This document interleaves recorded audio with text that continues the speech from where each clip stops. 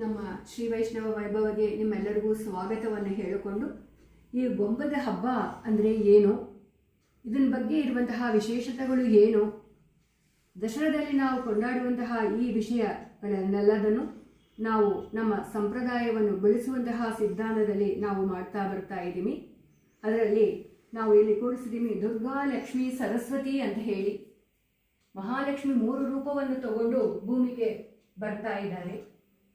ಶ್ರೀನಿವಾಸನು ಪದ್ಮಾವತಿ ತಾಯಾರು, ಪಾಂಡುರಂಗನೂ ರಘುಮಾಯಿಯಾಗಿ, ಪಾರ್ಥಸಾರಥಿ ಮತ್ತು ಮಹಾಲಕ್ಷ್ಮಿಯಾಗಿ, ಅಷ್ಟಲಕ್ಷ್ಮಿಗಳ ರೂಪದಲ್ಲಿ ರಂಗನಾಥನಾಗಿ, ಆಂಡಾಳಾಗಿ, ನಮ್ಮ ಶ್ರೀ ವೈಷ್ಣವವನ್ನು ಸಂಪ್ರದಾಯವನ್ನು ಕಾಪಾಡುವಂತಹ ನಮ್ಮ ಪೆರಿಯಾಳ್ವಾರಾಗಿ, ಶ್ರೀಮದ್ ಭಗವದ್ಗೀತೆಯಾಗಿ ವಿಶ್ವರೂಪ ದರ್ಶನವನ್ನು ತೋರಿಸಿಕೊಂಡು ಅರ್ಜುನನಿಗೆ ಉಪದೇಶವನ್ನು ಮಾಡುತ್ತಾ ಇದ್ದಾನೆ ಪರಮಾತ್ಮ.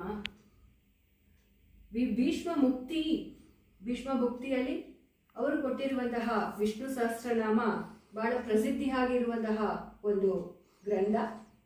ಅದನ್ನು ಕೂಡ ನೀವು ನಮ್ಮ ಈ ಗೊಂಬೆದ ಹಬ್ಬದಲ್ಲಿ ನೋಡಿ ಆನಂದವನ್ನು ಪಡಬಹುದು.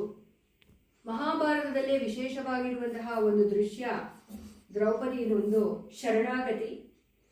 ಶರಣಾಗತಿಯನ್ನು ಮಾಡುವಾಗ ಎರಡು ಕೈಯನ್ನು ಎತ್ತಿ ಗೋವಿಂದ ಪುಂಡರೀಕಾಕ್ಷಮಾಂ ರಕ್ಷಮಾಂ ಏ ದ್ವಾರಕಾ ನಿಲಯ ಅಂತ ಹೇಳಿ ಅವಳು ಕಲಿಯೋದನ್ನು ನೀವು ನೋಡಿ.